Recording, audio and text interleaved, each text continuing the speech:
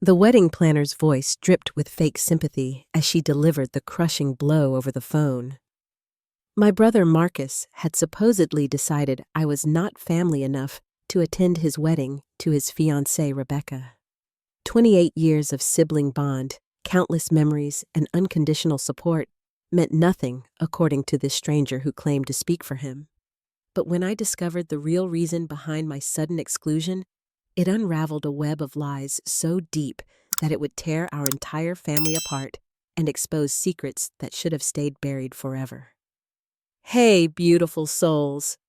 Before we dive into this absolutely wild family drama that literally changed my entire world, I need to know, are you watching from your cozy living room or maybe sneaking this in during your lunch break? Drop a comment and let me know where in the world you are right now. If this story about family betrayal and the sweet taste of justice hits you right in the feels, smash that like button and definitely subscribe, because trust me, you will not want to miss how this revenge saga unfolds. The twists coming up will leave you absolutely speechless. My name is Serafina Blake, and I had always believed family came first.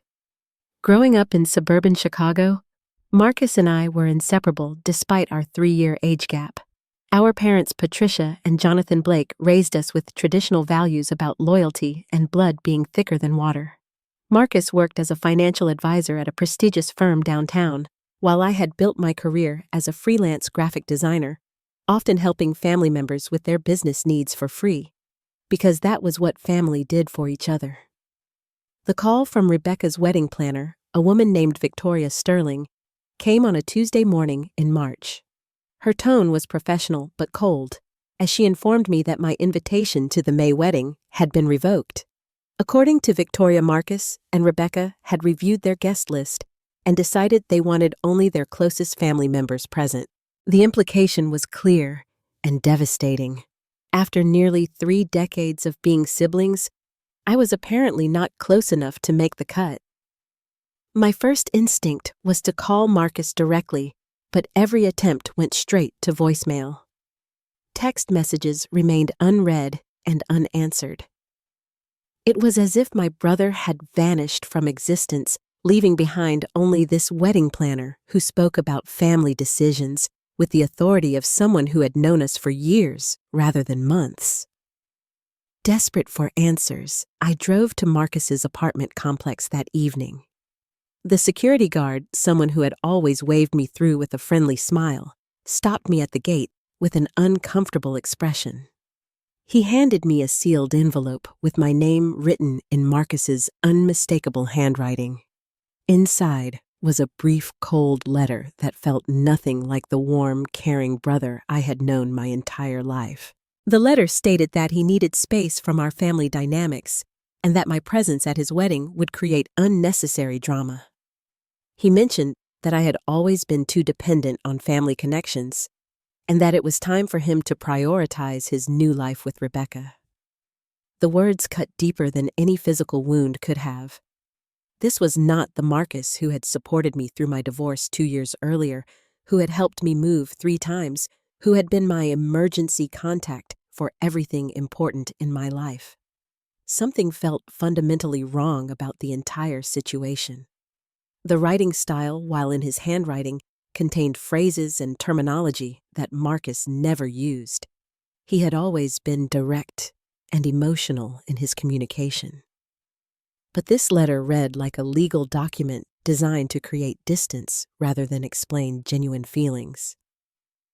My suspicions deepened when I remembered that Marcus had been acting strange for the past 6 months. Our weekly coffee meetings had become sporadic, and when we did meet, he seemed distracted and anxious. He had mentioned Rebecca was helping him organize his finances and had suggested he needed to be more independent from family influences. At the time, I had assumed this was normal pre-wedding jitters and the natural process of prioritizing his future spouse. But now, with this sudden and complete cutoff, I began questioning everything. Marcus had always been generous to a fault, often lending money to friends and family members without expecting repayment. He had inherited a substantial amount from our grandfather's estate 3 years earlier, and his successful career meant he was financially comfortable. The idea that he would suddenly become concerned about family dependence made no logical sense. I decided to investigate further by reaching out to our mutual friends and other family members. The responses were shocking and consistent. Everyone had been told different stories about why I was no longer welcome at family gatherings. Our cousin Jennifer had been told I was dealing with mental health issues and needed space. Our Aunt Margaret heard that I had been spreading rumors about Rebecca. Each story was carefully crafted to make questioning my absence seem inappropriate or intrusive. The pattern was becoming clear, but I needed concrete evidence before making any accusations. I remembered that Marcus had given me access to his cloud storage account years earlier when I was helping him digitize old family photos. That access had never been revoked, and desperate times called for desperate measures. What I discovered in his digital files would change everything I thought I knew about my brother's relationship and the people I had trusted most. Accessing Marcus's cloud storage felt like crossing a line I had never imagined crossing. But the complete personality change in my brother justified the invasion of privacy. What I found there was far worse than simple wedding planning stress or pre-marriage anxiety about family dynamics. The first shocking discovery was a series of email exchanges between Rebecca and Victoria Sterling that revealed their true relationship. Victoria was not just a wedding planner. She was Rebecca's former business partner and current accomplice in what appeared to be an elaborate financial scheme targeting my brother. Their correspondence, dating back 8 months, detailed a systematic plan to isolate Marcus from his family and gain complete control over his assets. Rebecca had been methodically poisoning Marcus against our family by fabricating incidents and manipulating his perception of our relationships. She claimed I had made inappropriate comments about their relationship during family gatherings that never actually happened. She invented stories about our parents making negative remarks about her background and questioning her motives. Each lie was carefully designed to create emotional distance and make Marcus feel like his family was working against his happiness. But the financial manipulation was even more sinister. Rebecca had convinced Marcus to add her name to several of his accounts under the guise of planning for their married life together. She had been systematically transferring money to accounts that Marcus was unaware of, using his financial advisor credentials to create the appearance of legitimate investment strategies. The amounts were significant, but small enough to avoid immediate detection. A classic embezzlement technique. The digital trail revealed that Rebecca had been researching Marcus for over a year before they first met, which had not been the chance encounter at a coffee shop that they had always described. She had specifically targeted him based on information gathered about his inheritance, his successful career, and his close family relationships that she saw as both an asset and an obstacle to overcome. Victoria Sterling's role extended far beyond wedding planning. She was helping Rebecca establish legal groundwork for claiming community property rights, and had been researching precedents for challenging inheritance distributions in the event of family disputes. Their plan was clearly designed to maximize Rebecca's financial gain while minimizing any potential interference from family members who might question her motives or influence. The most heartbreaking discovery was a series of voice recordings that Rebecca had made of private conversations with Marcus. She had been secretly recording him during vulnerable moments when he expressed doubts about their relationship or mentioned his love and appreciation for our family. These recordings were being edited and manipulated to create evidence of statements he had never made, building a case for her version of events should anyone question the dramatic changes in his behavior. I also found evidence that Rebecca had been spreading rumors about me to Marcus's colleagues and friends, systematically destroying my reputation in his social circles before implementing the family isolation strategy. She had contacted potential clients of my graphic design business, claiming I was unstable and unreliable, costing me several important contracts over the past few months. The scope of the deception was overwhelming, but what truly enraged me was discovering that Rebecca had been planning to use Marcus's emotional isolation to convince him that starting a family with her required cutting all financial ties to his existing family members. She had drafted documents that would essentially disinherit our parents and remove me from any emergency contact or medical decision-making roles in his life. Armed with this evidence, I faced a critical decision. I could confront Marcus directly, but given how thoroughly he had been manipulated, there was a significant risk he would not believe me and would simply report my findings to Rebecca, allowing her to cover her tracks. Instead, I decided to build a stronger case and gather allies who could help expose the truth in a way that Marcus could not dismiss or deny. My first step was reaching out to Marcus's actual colleagues at his financial advisory firm, people who had known him for years and might have noticed changes in his behavior or professional judgment. What I discovered through these conversations was that Rebecca's influence extended into his work life as well, and several people had been concerned about recent changes in his approach to client relationships and financial recommendations.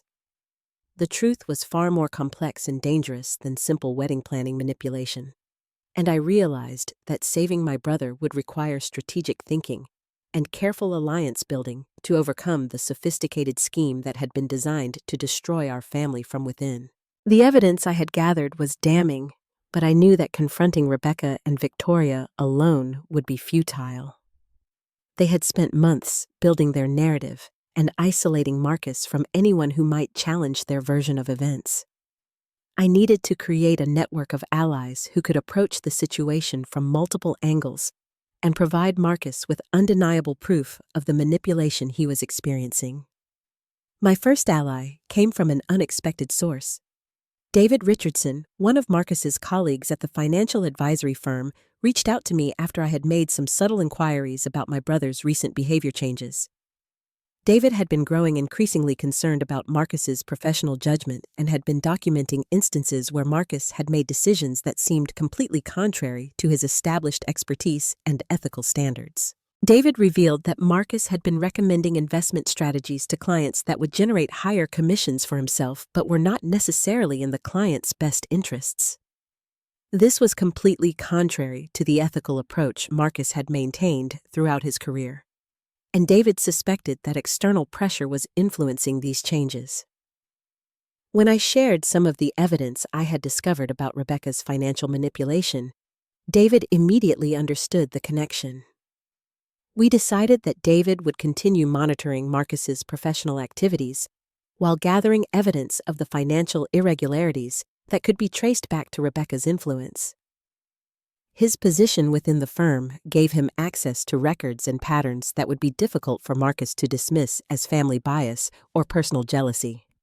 My second crucial ally was Jennifer Martinez, a private investigator who specialized in financial fraud cases. Jennifer was actually a friend of my college roommate, and when I explained the situation to her, she immediately recognized the sophisticated nature of the scheme Rebecca had constructed. Jennifer agreed to take the case pro bono because she had seen similar patterns in other romance fraud cases and was passionate about exposing these types of systematic manipulations. Jennifer's investigation revealed that Rebecca Sterling was not even her real name. She was actually Rebecca Walsh, and she had a history of targeting financially successful men through elaborate, long-term deception schemes. There were at least 3 other documented cases in different states where she had used similar tactics to isolate men from their families and gain access to their assets. In 2 of those cases, the men had ended up financially devastated and emotionally destroyed when the schemes were exposed. The pattern was consistent and professional. Rebecca would research potential targets, create chance meetings, build romantic relationships, while gathering financial information, then systematically isolate the target from their support networks, while gaining legal and financial access to their resources. Victoria Sterling was her constant partner in these schemes, providing legitimacy through the wedding planning business while handling the legal and financial logistics of the asset transfers.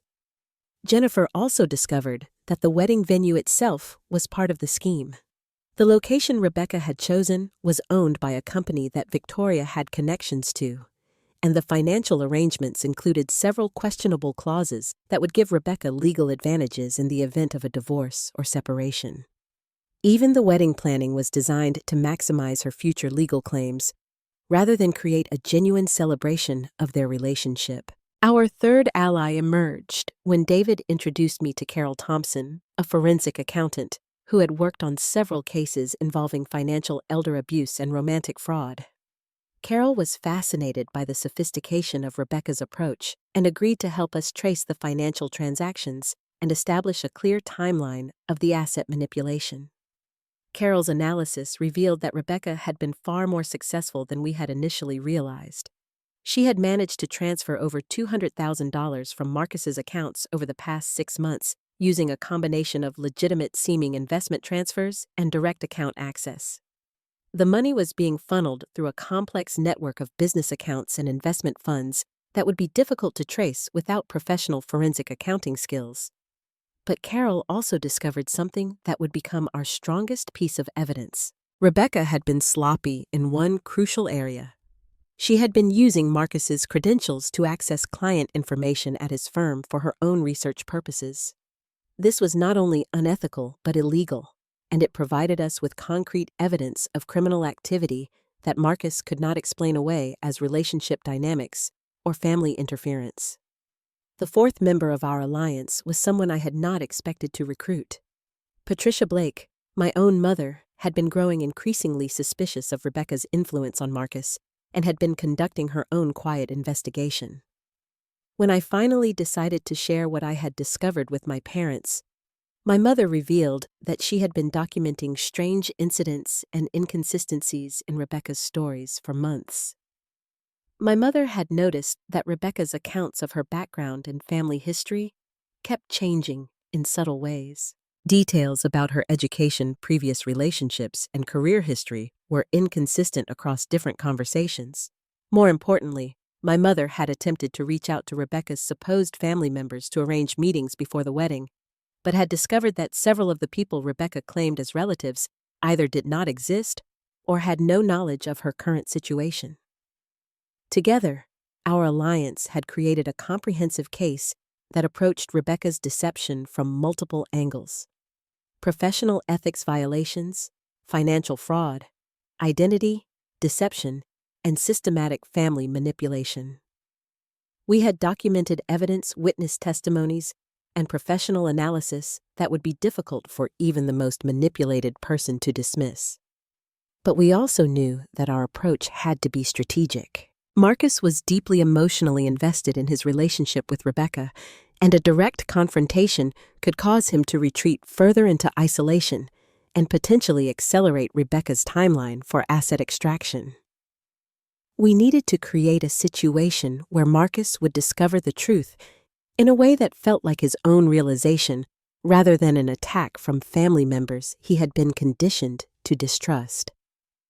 The plan we developed would require careful timing and coordination, but it would also provide Rebecca with enough rope to hang herself while protecting Marcus from further financial and emotional damage. We were about to implement our strategy when we discovered that someone within our alliance had been feeding information back to Rebecca, putting everything we had worked for at risk. The betrayal came from the person I had trusted most in our alliance. Carol Thompson, the forensic accountant who had helped us trace Rebecca's financial manipulations, had been secretly working with Rebecca from the beginning.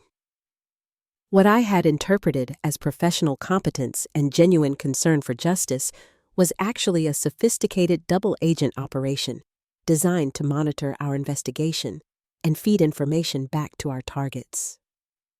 The devastating truth emerged when Jennifer Martinez discovered inconsistencies in the financial reports Carol had been providing us.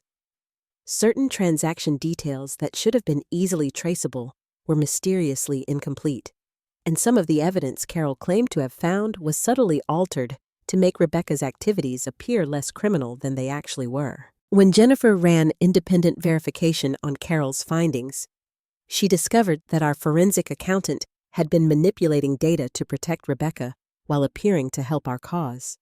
The scope of Carol's deception was breathtaking. She had been feeding Rebecca detailed information about our investigation timeline, the evidence we had gathered, and the strategies we were planning to use to expose the truth to Marcus.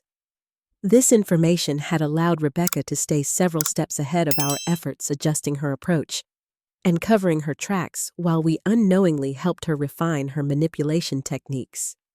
But Carol's betrayal went far deeper than simple information sharing.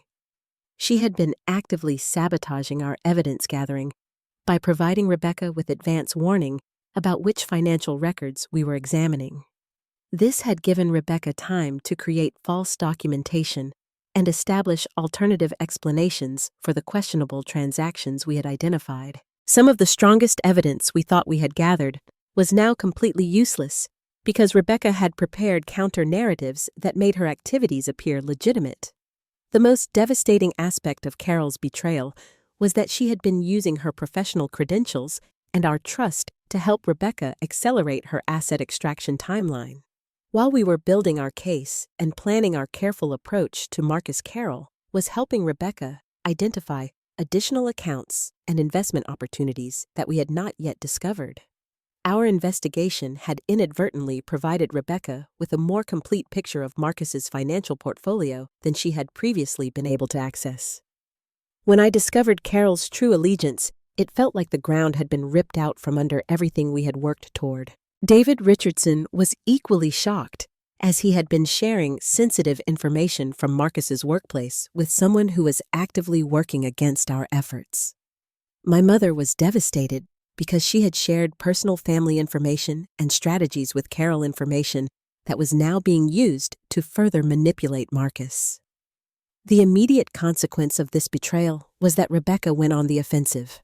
Armed with detailed knowledge of our investigation, she convinced Marcus that his family was engaged in a coordinated harassment campaign designed to destroy his relationship and steal his money. She presented him with carefully edited evidence that made our legitimate concerns appear to be jealous interference and financial manipulation attempts. Marcus confronted me in a phone call that was clearly being recorded and possibly coached. His words were harsher and more hurtful than anything he had ever said to me. But the language and concepts he used were unmistakably Rebecca's influence rather than his own genuine feelings. He accused me of hiring investigators to spy on him, of attempting to sabotage his career, and of being so jealous of his happiness that I was willing to destroy his life. The phone call ended with Marcus informing me that he was considering filing restraining orders against our entire family and that he was moving up his wedding timeline to protect himself and Rebecca from our interference. The wedding, originally scheduled for May, was now planned for the following week, and they would be leaving for an extended honeymoon immediately afterward. The message was clear. We were running out of time to save him. Rebecca had also used the information Carol provided to file complaints against David at his workplace, accusing him of unprofessional conduct and violation of client confidentiality. While the charges were baseless, they created enough workplace drama to force David to step back from our investigation or risk his career. She had effectively neutralized two of our most important allies while making Marcus believe that his family was the real threat to his well-being. The sense of failure was overwhelming. Not only had we been unable to save Marcus from Rebecca's manipulation, but our efforts had actually made his situation worse by providing Rebecca with better tools for controlling and isolating him.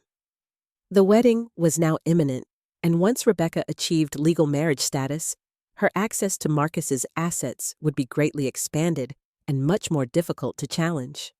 But the betrayal also revealed something crucial about Rebecca's operation.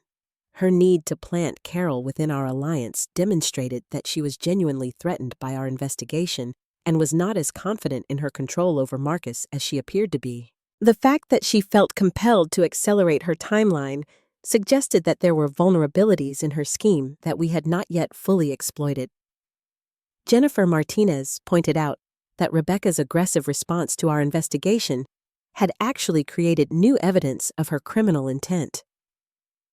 The coordination with Carol The workplace sabotage against David and the manipulation of Marcus into making threats against his family all demonstrated a pattern of behavior that went far beyond simple relationship drama. We now had proof that Rebecca was engaged in a systematic criminal enterprise, rather than just personal relationship manipulation. Despite the devastating setback, Jennifer convinced me that we still had options. Rebecca's overconfidence in neutralizing our investigation had led her to make mistakes and expose aspects of her operation that we could potentially exploit. We needed a new approach and possibly a new ally, but the fight to save Marcus was far from over. The question was whether we could find a way to reach him before Rebecca's legal control over his life became irreversible. The breakthrough came from an unexpected source, and in a way that Rebecca could never have anticipated or prepared for. While our alliance was reeling from Carol's betrayal and scrambling to develop new strategies, Marcus himself inadvertently provided us with the evidence we needed to expose the entire scheme. Jennifer Martinez had been monitoring Rebecca's communications through legal surveillance methods, and she discovered that Rebecca had grown overconfident in her control over the situation. Believing that she had successfully neutralized our investigation, Rebecca had become careless in her digital communications with Victoria Sterling and had begun documenting aspects of their operation that she should have kept completely secret. The most damaging evidence came in the form of text messages between Rebecca and Victoria discussing their timeline for accessing Marcus's remaining assets after the wedding. They detailed specific accounts they planned to empty, investments they intended to liquidate, and legal strategies for claiming community property rights to assets that predated their relationship. But more importantly, they discussed contingency plans for dealing with Marcus if he began questioning their activities after the marriage. These contingency plans were genuinely disturbing and revealed the true nature of Rebecca's intentions toward my brother. They included strategies for convincing Marcus that he was experiencing mental health issues if he questioned financial discrepancies, plans for isolating him from any remaining social connections, and discussions about how to handle the situation if Marcus became completely uncooperative with their asset extraction efforts. Jennifer also discovered that Rebecca had been recording and storing private, intimate moments with Marcus without his knowledge or consent. These recordings were being kept as potential blackmail material and leverage for future manipulation.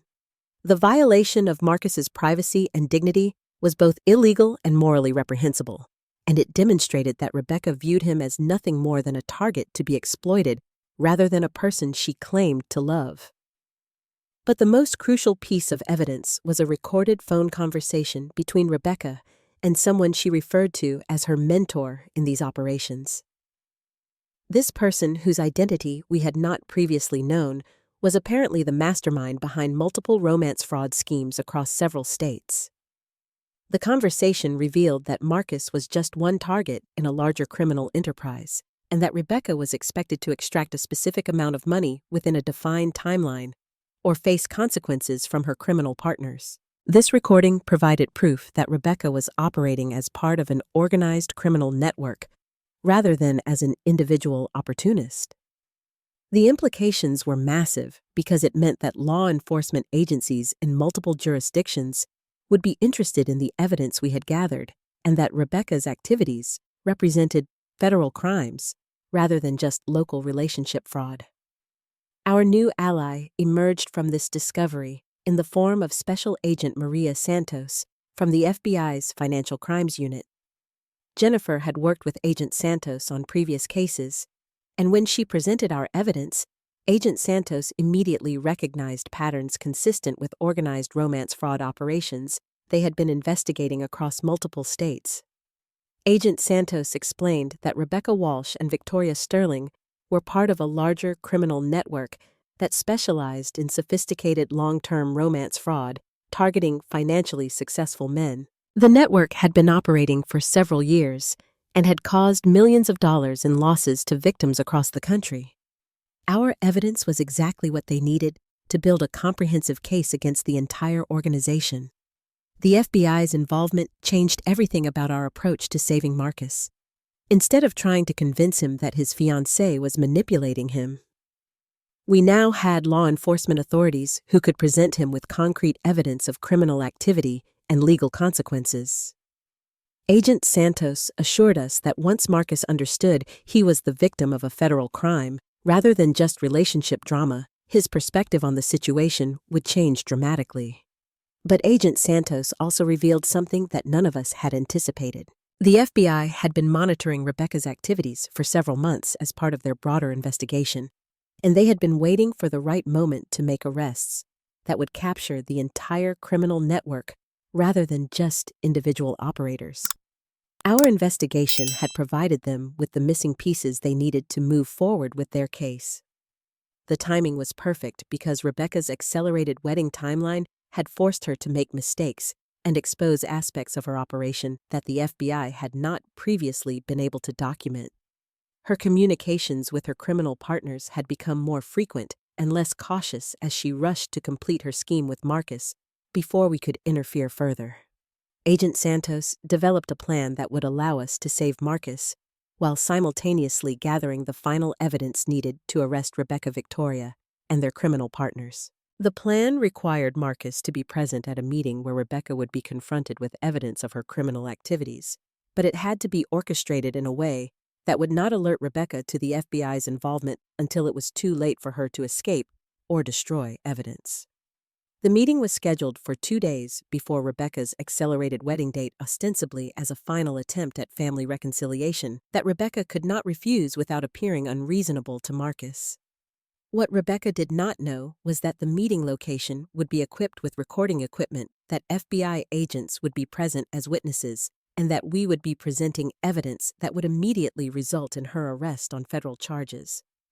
The plan required careful coordination and perfect timing, but it offered us the opportunity to save Marcus while ensuring that Rebecca and her criminal partners would face appropriate legal consequences for their actions. After months of manipulation and betrayal, justice was finally within reach. The confrontation took place in a conference room at David Richardson's firm, a location that appeared neutral but was actually equipped with federal recording equipment and had FBI agents positioned as security personnel.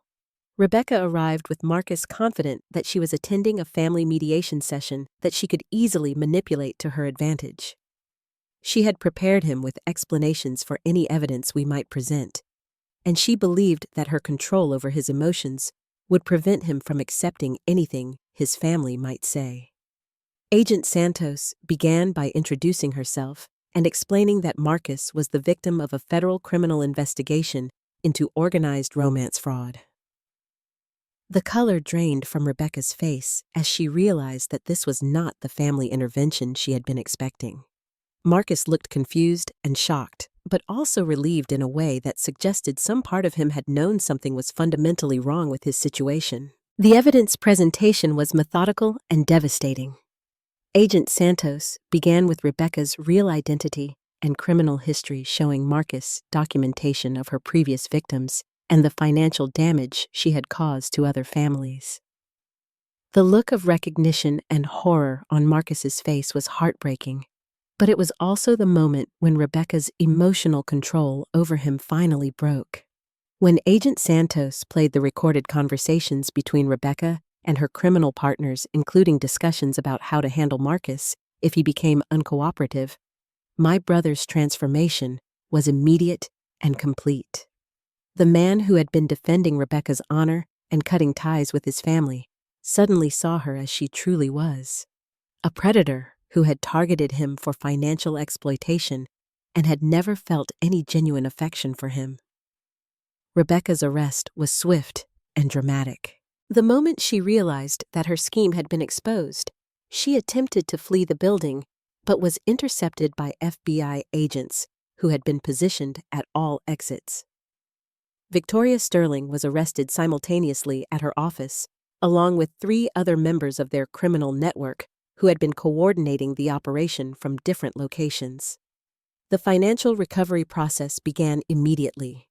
Agent Santos had worked with forensic accountants to trace all of the stolen assets, and federal asset forfeiture laws allowed them to freeze Rebecca's accounts and recover most of the money she had stolen from Marcus. The sophisticated network of business accounts and investment funds that she had created to hide the stolen money actually made it easier for federal investigators to document the scope of her crimes. Marcus's emotional recovery was more complex than the financial restoration. He was devastated by the realization that someone he had believed loved him had actually been systematically destroying his life for criminal profit. The depth of the manipulation he had experienced left him questioning his judgment and his ability to trust his own perceptions.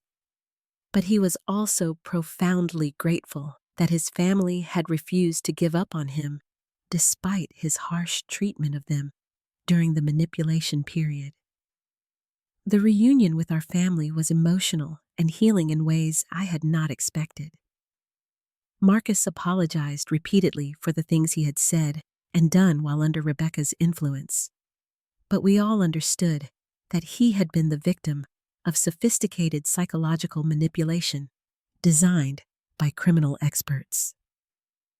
The experience had actually brought our family closer together because we had learned how much we were willing to sacrifice to protect each other. The legal proceedings provided additional satisfaction as Rebecca and her criminal partners faced serious federal charges including wire fraud, identity theft, money laundering, and racketeering.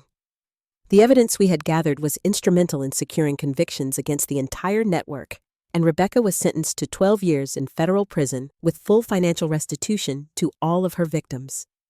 Marcus decided to leave his position at the financial advisory firm and start his own practice, specializing in helping victims of financial fraud. His personal experience with sophisticated manipulation gave him unique insights into how criminals target their victims and how to rebuild financial security after being victimized. His new career became a way of turning his traumatic experience into something that could help other people avoid or recover from similar situations. Our family relationships emerged stronger than they had ever been. The experience of working together to save Marcus had shown us how much we valued each other and how effectively we could function as a team when facing serious challenges. We developed new traditions and communication patterns that made us more resilient and supportive of each other's individual goals and challenges. I also formed lasting friendships with Jennifer Martinez and Agent Santos, relationships that grew out of our shared commitment to fighting financial crimes and protecting vulnerable people from sophisticated predators. These connections gave me a sense of purpose and community that extended beyond my immediate family and enriched my life in unexpected ways. The chosen family that emerged from this experience included not just our blood relatives, but also the allies who had supported us through the investigation, and the other victims of Rebecca's criminal network, who we continued to support through their recovery processes. We had learned that family is not just about blood relationships, but about people who show up for each other during the most difficult times and who share values about protecting and supporting each other. Looking back on this entire experience, I am amazed by how much personal growth came from what initially felt like a devastating betrayal. I learned that I was stronger and more resourceful than I had ever imagined, that justice sometimes requires patience and strategic thinking rather than immediate confrontation, and that the bonds of genuine family love are more resilient than even the most sophisticated manipulation attempts. Now here is what I want to know from all of you amazing people who stuck with me through this wild journey. Have you ever experienced that moment when someone you trusted completely turned out to be something entirely different? Have you had to fight for a family member who could not see they were being manipulated? Drop your stories in the comments, because I know I am not the only one who has walked this path. If this story of family loyalty and sweet justice gave you hope that truth eventually wins, please hit that like button to help other people find this video when they need to know they are not alone. Make sure to subscribe and ring that notification bell, because I will be sharing more stories about standing up for family and fighting back against people who think they can destroy what matters most to us. And please share this video with anyone who needs to remember that families who stick together can overcome even the most sophisticated attempts to tear them apart. Thank you for being part of this community where we support each other through the hardest battles and celebrate when justice finally prevails. Remember that your family is worth fighting for. Truth always finds a way to surface, and sometimes the people who try to destroy us end up giving us the strength to become better than we ever thought possible.